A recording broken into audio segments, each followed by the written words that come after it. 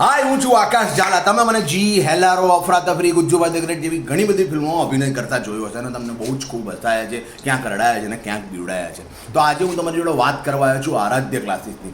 Aaradhya classes એક એવું platform છે જ્યાં એક જ પ્લેટફોર્મની નીચે બોર્ડ, ગુજકેટ, JEE અને નીટ નામની એક્ઝામની તૈયારીઓ બહુ સુંદર રીતે કરવામાં આવે છે. અને આ ક્લાસીસ સાથે મારા બહુ જ અંગત મિત્ર અલ્કેશ બારોટ જોડાયેલા છે. તો એમને ખૂબ જ શુભકામનાઓ અને હું તમને બધાને બહુ જ વિનંતી કરું છું કે प्लीज़ ज्वाइन आराध्य क्लासेस. सो ये जो रिएक्शन है इसके अंदर हम देखेंगे कि भाई H2O2 जो है, तो अगर 1 लीटर H2O2 जो है हमारे पास, तो 20 वॉल्यूम है, मतलब कि 20 लीटर हमको ऑक्सीजन जो है वो गैस देगा, बराबर है.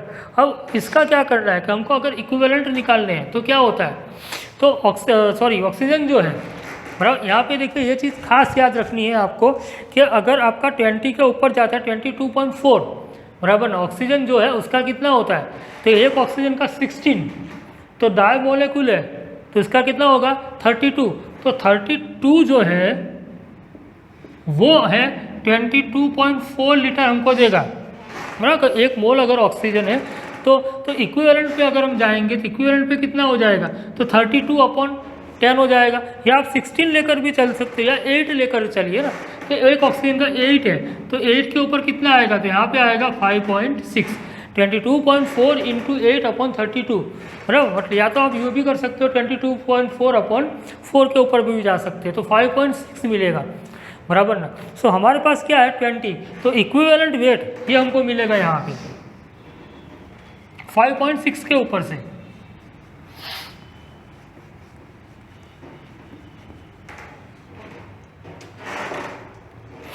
बराबर ना. सो 20/5.6 ये हमको मिल गया उसका equivalent weight of oxygen volume.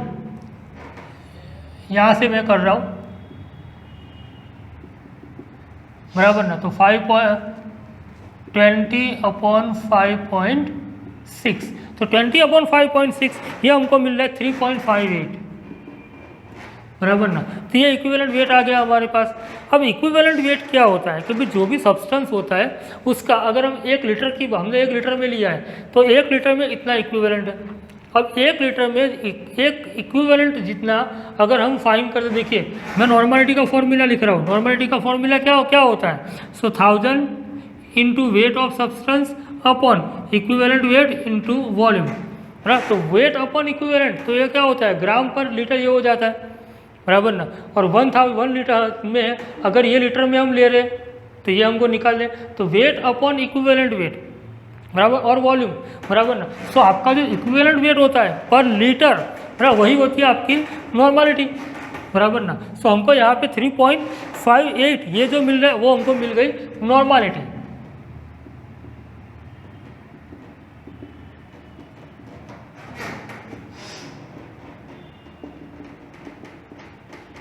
बराबर. सो देखिए क्वेश्चन क्या है हमारे पास कि calculate the strength of 20 volume of H2O2 in terms of normality. तो नॉर्मलिटी हमारी आ गई 3.58, बराबर. अब क्या है हमारे पास, तो भाई ग्राम पर लीटर फाइंड करना है. अब ग्राम पर लीटर हम कैसे फाइंड करेंगे, तो हम इक्वेशन में वापस से जाएंगे. इक्वेशन हमारे पास क्या था कि भाई 2H2O2 giving 2H2O plus oxygen gas, बराबर ना. ऑक्सीजन गैस लिबरेट होता रहता है. तो सबसे पहले हम क्या करेंगे, हमको ये निकालना है कि भाई पर लीटर हमारे पास ग्राम कितना है, बराबर ना. सेकंड जो है हमारा कि भाई ग्राम पर लीटर में हमको उसकी स्ट्रेंथ फाइंड करनी है, बराबर ना. सो इक्विवेलेंट वेट ऑफ H2O2 क्या होगा, ये तो हमको भी पता है, सबको पता है कि भाई इक्विवेलेंट वेट तो वो क्या होता है molecular weight upon change in oxidation number. तो मॉलिक्यूलर वेट ऑफ H2O2 कितना होता है, ऑक्सीजन का 32 हो जाता है और 2 हाइड्रोजन है तो 34, और इलेक्ट्रॉन कितने जाएंगे 2. क्यों, क्योंकि देखिए H2O2 में से O2 मिला, ये हो गया 0. अब H2O2 में ऑक्सीजन कितना होता है -1, कितना होता है -1, तो -1 में से 0 बना तो कितना डिफरेंस आया 1 इलेक्ट्रॉन का, लेकिन 2 है. देखिए तो एक ऑक्सीजन एक इलेक्ट्रॉन रिलीज करता है, तो 2 ऑक्सीजन कितने करेंगे 2, इसलिए हम यहाँ पे 2 ले रहे हैं, बराबर ना. तो ये हो गया अपना 70, बराबर। ये हमारा आ गया इक्विवेलेंट मास, बराबर ना। तो इक्विवेलेंट मास हमको मिल गया। अब पर लीटर हमको फाइंड करना है, तो पर लीटर कैसे करेंगे, तो स्ट्रेंथ ऑफ 20 वॉल्यूम, तो नॉर्मलिटी हमारी क्या है और इक्विवेलेंट मास क्या है, बराबर ना। तो strength of 20 volume H2O2 equals to normality into equivalent weight. Normality है हमारे पास 3.58 इंटू 17, तो 3.58 इंटू 17 हमको मिल रहा है 60.86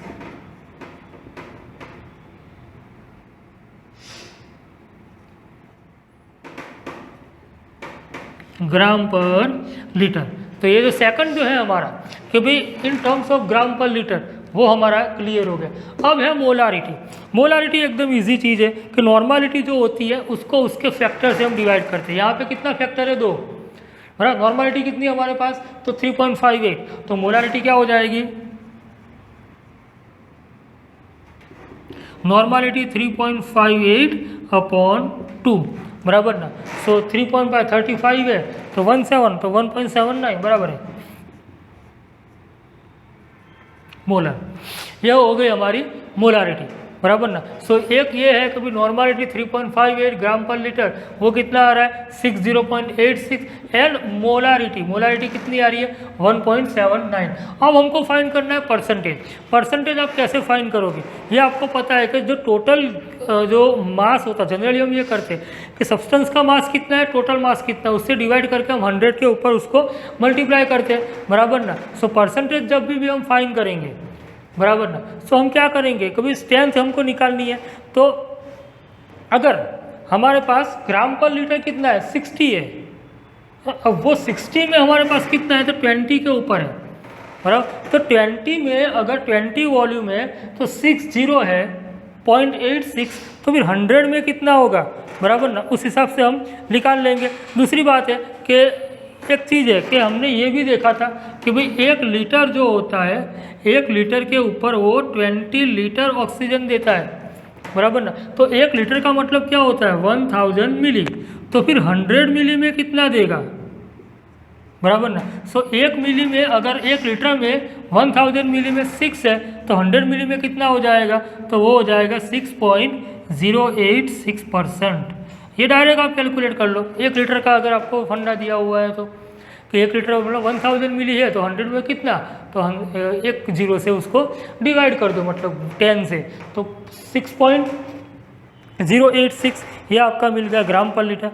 अब हमको क्या करना है, क्योंकि ऑल्सो ये भी हो गया, चलो ये भी हो गया, फिर also calculate the volume strength of 3.58 normal. देखिए 3.58 नॉर्मल जो नॉर्मलिटी है हमारी यहाँ, वो नॉर्मल के ऊपर हमको क्या करना है कि वॉल्यूम स्ट्रेंथ फाइंड करनी है। वॉल्यूम स्ट्रेंथ हमको दी हुई है, वो कितनी है 20 वॉल्यूम, उसके ऊपर से हमने क्या निकाला, नॉर्मलिटी निकाली। अब हमको क्या बोल रहा है कि मान लो कि यही क्वेश्चन ऐसे पूछा गया हो जिसमें हमको नॉर्मलिटी दी हुई है 3.58, और हमको अगर वॉल्यूम निकालना है तो हम कैसे करेंगे, तो कोई बड़ी बात नहीं है।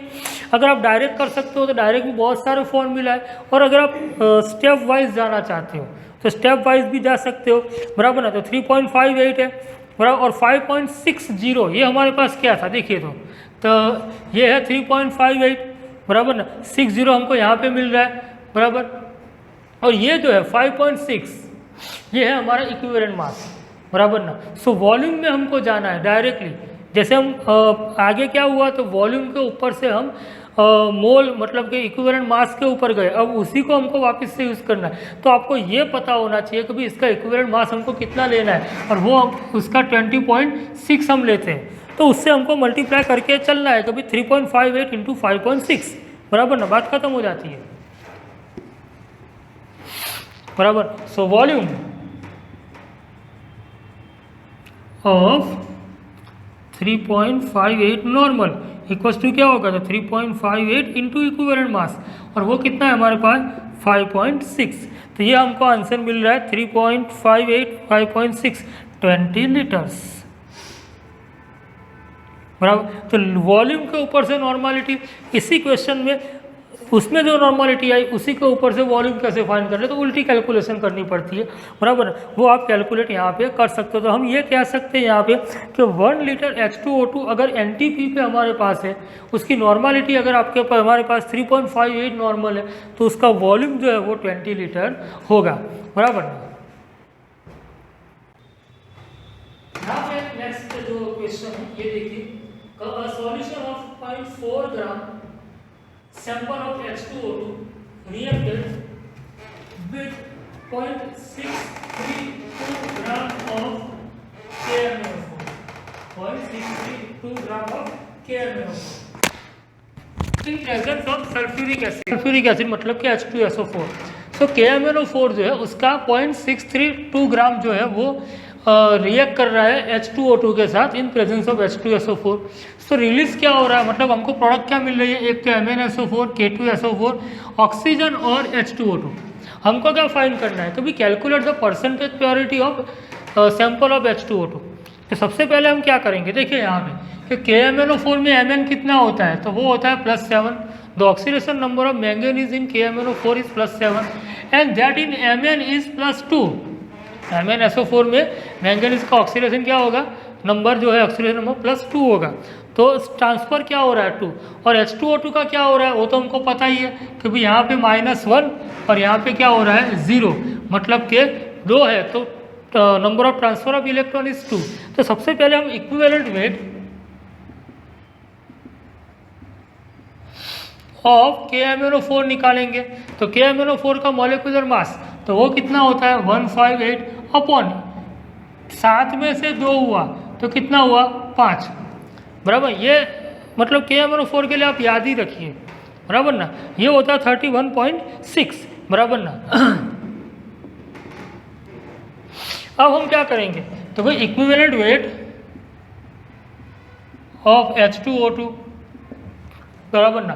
तो H2O2 का कितना होता है 34, ये 16 और 2 बराबर, और अपन 2 दैट इज 17। ये दो चीज़ें हमको मिल गई। अब हमें क्या करना है, देखिए कि हमने इसका जो था कि 0.4 ग्राम लिया था, बराबर, और इसका इक्विवेलेंट मास इतना है, बराबर। तो Me देखिए कि वेट क्या होता है, तो वेट होता है कि भाई Me के ऊपर से जब हम निकालते हैं कि भाई इक्विवेलेंट वेट सब्सटेंस का, तो weight into equivalent weight into number of equivalent, बराबर। और Me हमको क्या मिलता है, तो Me मतलब इक्विवेलेंट के ऊपर से मिलता है कि अपॉन 1000, तो इक्विवेलेंट और इंटू 1000 हम ये लेके चल सकते हैं। हमारे पास क्या है कि परसेंटेज प्योरिटी हमको फाइंड करनी है। तो H2O2 जो है उसका मान लो कि हमारे पास X है, तो डिवीजन में क्या आ जाएगा उसका इक्विवेलेंट मास, बराबर ना, इक्वल्स टू KMnO4 के लिए तो 31.6 है, बराबर ना, सॉरी वेट हमको कितना दिया है 0.632 है, तो अपॉन हो जाएगा 31.6। तो weight upon equivalent weight, weight upon equivalent weight, ये दो जो रेशियो है वो रेशियो के ऊपर से हमने x निकाला कि भाई x कितना है, कि इतने इक्विवेलेंट पे ये इतना इक्विवेलेंट है, तो इतने वेट पे इसका वेट कितना जाएगा, बराबर। डायरेक्ट हम इसको इसके ऊपर से निकाल रहे, बराबर। तो x हमको मिल रहा है 0.34 ग्राम, कितना मिल रहा है 0.34 ग्राम। अब हमको क्या करना है, तो भाई परसेंटेज प्योरिटी निकालनी है। तो परसेंटेज प्योरिटी क्या हो जाएगी, तो हमारे पास वेट कितना है, तो 0.34 है, ये हमारे कैलकुलेशन से आया हुआ है।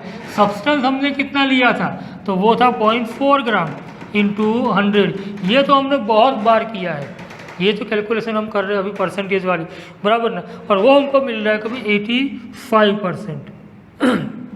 तो 85% ऑफ H2O2 जो है, बराबर ना, वो सैंपल में उतना रहेगा। वो हमको कैसे पता चला कि जब हमने H2O2 जो है in presence of H2SO4 sulphuric acid KMnO4 का इतना वेट लेके जब हमने उसके साथ रिएक्ट करवाया और हमको फिर जो मिल रहा है, बराबर ना, उसके ऊपर से हमने उसकी कैलकुलेट करके ये निकाला कि भी वो जो H2O2 था हाइड्रोजन पेरोक्साइड, उसका कितना परसेंटेज था, बराबर ना। देखिए यहाँ पे एक क्वेश्चन है कि in 50 milli solution of H2O2 and excess of KI and diluted H2SO4 were added. So देखिए KI और H2SO4 को हमने ऐड किया H2O2 में, बराबर ना। द I2, देखिए ये H2O2 में हमने ये दो चीज़ ऐड करी तो हमको क्या मिला, I2, बराबर ना। सो I2 जो हमको यहाँ पे मिल रहा है तो वो कितना मिल जाएगा, क्योंकि इसका ME कितना गया, बराबर ना। So milli equivalent of H2O2 equals to milli equivalent of I2 produced, milli equivalent of I2 produced. अब आगे क्या है कि ये जो है कि the I2 so liberated required 20 milli of 0.1 normal Na2S2O3, मतलब जो I2 लिबरेट हुआ उसको Na2S3O3 खा गया। कितना खाएगा, जितना ये होगा, मतलब कि equals to milli equivalent of Na2S2O3 equals to क्या है, मिली इक्विवेलेंट क्या होता है, नॉर्मलिटी इनटू वॉल्यूम। ये हमको यहाँ पे दिया हुआ है, तो नॉर्मलिटी 0.1, वॉल्यूम है 20, बराबर 0.1 इंटू 20, तो हमको कितना मिल रहा है, ये कभी 2, बराबर। ये हमको किसमें मिला, कभी 50 मिली में, कि ME मिला लेकिन किसके लिए मिला, 50 मिली में। सो 50 मिली में अगर ME है 2 मिली इक्विवेलेंट, तो 1000 मिली में कितना होगा, बराबर ना। सो 2000 अपॉन 50 कितना होगा, 2000 अपॉन 50 हो जाएगा, और वो हमको मिल रहा है कि 40, ऐसे भी 5 4 4 20 होता ही है, ये तो कट जाएगा तो 40, बराबर। अब ये हमको मिल गया ME। अब हमको क्या करना है कि भाई हमें क्यों कैलकुलेट करना है कि भाई कैलकुलेट स्ट्रेंथ ऑफ H2O2 इन ग्राम पर लीटर।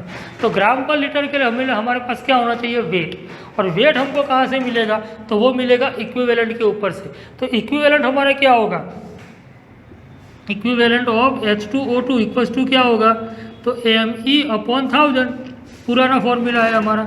सो 40 अपॉन 1000, बराबर, ये हमको मिल गया इक्विवेलेंट।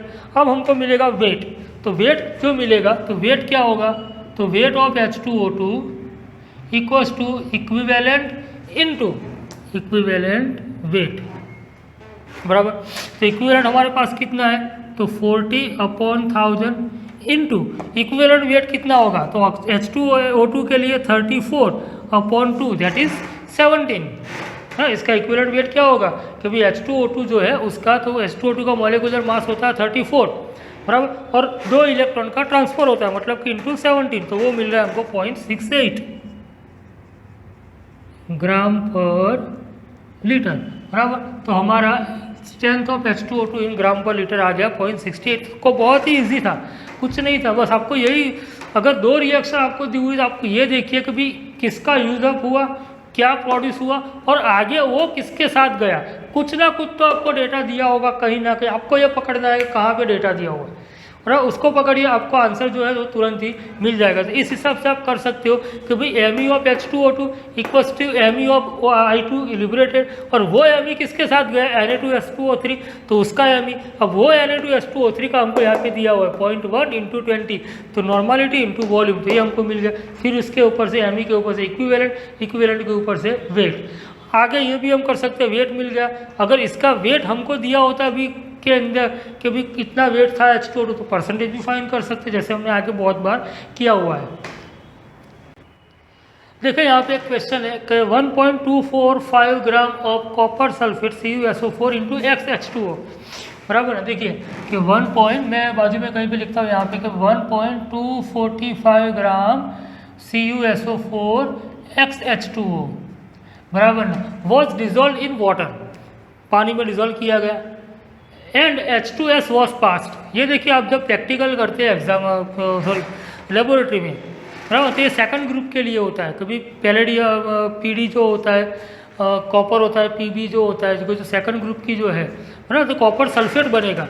जब आप H2S पास करते हो तो ब्लैक कलर के प्रेसिपिटेट्स मिलते हैं, बराबर। सो H2S वॉज पास्ड, यहाँ पे देखिए H2S मतलब कि hydrogen sulphide was passed into it till copper sulphide CuS was completely precipitate, वहाँ तक पास करेगा, पूरा कॉपर जो है वो CuS में कन्वर्ट हो जाएगा। इससे क्या होगा, देखिए कि CuSO4 का सॉल्यूशन था, उसके अंदर हमने H2SO4 पास किया, बराबर ना, गैस के फॉर्म में मान लो, तो CuS जो है वो तो हो गया प्रेसिपिटेट सॉलिड, और ये एक्वस सॉल्यूशन के अंदर H2SO4 ऐड प्रोड्यूस होगा। सो द H2SO4, क्वेश्चन ये है यहाँ से, कहते H2SO4 produced in the filtrate, हमने CuS को फिल्टर करके निकाल दिया, और जो नीचे फिल्टर था जिसके अंदर H2SO4 था, required 10 milli of normal NaOH, 1 normal NaOH है, नॉर्मल NaOH का मतलब 1 नॉर्मल NaOH। कैलकुलेट हमको क्या करना है, ये X कैलकुलेट करना है। तो सबसे पहले हम क्या करेंगे, because milli equivalent of CuSO4 into H2O equals to milli equivalent of, हमने क्या कभी H2S लिया था, बराबर है, तो milli equivalent of CuSO4 equals to, तभी H2SO4 हमारा जो यूज अप हो गया, और ये किसके सामने गया, तो मिली इक्विवेलेंट ऑफ NaOH, तो NaOH का मिली इक्विवेलेंट क्या होगा, नॉर्मलिटी इंटू वॉल्यूम, नॉर्मलिटी है 1, वॉल्यूम है हमारे पास 10, तो मिली इक्विवेलेंट हमको क्या मिल गया 10। अब हमको फाइंड करना है X, हम क्या करेंगे, बराबर ना, तो मिली इक्विवेलेंट हमको मिल गया। अब मिली इक्विवेलेंट मिल गया तो ये हो सकता है कभी हमको इक्विवेलेंट मिल जाए, बराबर ना, तो इक्विवेलेंट क्या होता है, तो इक्विवेलेंट होता है मिली इक्विवेलेंट अपॉन 1000, बराबर, तो 10 अपॉन 1000, बराबर, तो 0.001 आप लिख सकते हो, 0.123001, ये आपका हो गया इक्विवेलेंट। अगर आप इसको कैलकुलेट मतलब करना चाहो तो कि 1 अपॉन ये वैल्यू, ये आप इतना लिखो तो भी चलेगा, हम 0.001 के ऊपर जाएंगे। अब हमारे पास क्या है, वेट, बराबर ना, तो वेट क्या होगा, तो इक्विवेलेंट वेट, बराबर ना, इनटू इक्विवेलेंट्स, बराबर, तो वेट ऑफ सब्सटेंस जो होता है कभी weight equals to equivalent number of equivalent into equivalent weight. अब इक्विवेलेंट हमारे पास कितने आए, ये आया कभी 10 अपॉन 1000, बराबर ना, इनटू हमारे पास क्या, इक्विवेलेंट वेट, इक्विवेलेंट वेट हम किसका निकालेंगे, कॉपर सल्फेट का, तो कॉपर सल्फेट का इक्विवेलेंट वेट क्या होगा, तो molecular mass of copper sulphate upon electron, number of electron, वो कितना होगा 2, मैं equivalent weight of copper sulphate की बात कर रहा हूँ। तो कॉपर सल्फेट के अंदर X कितना, देखिए हम क्या करेंगे कि भी copper plus sulphur plus 4 oxygen plus H2O, लेकिन XH2O, क्योंकि H2O कितना है वो हमको पता नहीं है, हाँ, तो यहाँ पे कॉपर जो है 63.5 रखिए, 32 रखिए, और ऑक्सीजन जो है उसका 16 रखिए, तो वो हमको वैल्यू मिलती है 159.5, 159.5 प्लस XH2O अंदर ही रहेगा अपॉन 2, ये हमको मिल जाएगा, बराबर ना, तो into 159.5 into plus XH2O upon 2, ये हमको क्या मिलेगा, इक्विवेलेंट इंटू इक्विवेलेंट वेट के ऊपर से वेट, बहुत बार ये फॉर्मूला लगा है, लेकिन वेट जो है वो हमको दिया हुआ है 1.245, बराबर ना, तो 1.245 के ऊपर से जब हम ये करेंगे, कभी ये हो गया, ये ऊपर गया, ये नीचे गया, बराबर ना, तो हमको क्या मिल रहा है इसके ऊपर से कि भी पूरा जो x फाइंड करना है, तो 18 क्यों H2O का इक्वल्स टू, ये जो 1000 है वो मल्टीप्लिकेशन में जाएगा, 10 जो है वो डिवीजन में जाएगा, अब वैसे ही 2 जो है वो भी ऊपर नीचे ऐसे जाएगा, तो हमको ये मिल रहा है कभी 89.5, बराबर, तो x क्या हो जाएगा 89.5 अपॉन 18, तो x की वैल्यू हमको मिल रही है 5, बराबर ना, x की वैल्यू क्या मिली हमको 5, तो हमारा फॉर्मूला क्या था CuSO4 इंटू 5H2, जो जनरली आप देख के आए हो, तो इस हिसाब से आप इसमें x भी फाइंड कर सकते हो। वीडियो को देखिए, लाइक करिए और शेयर करिए। Thank you.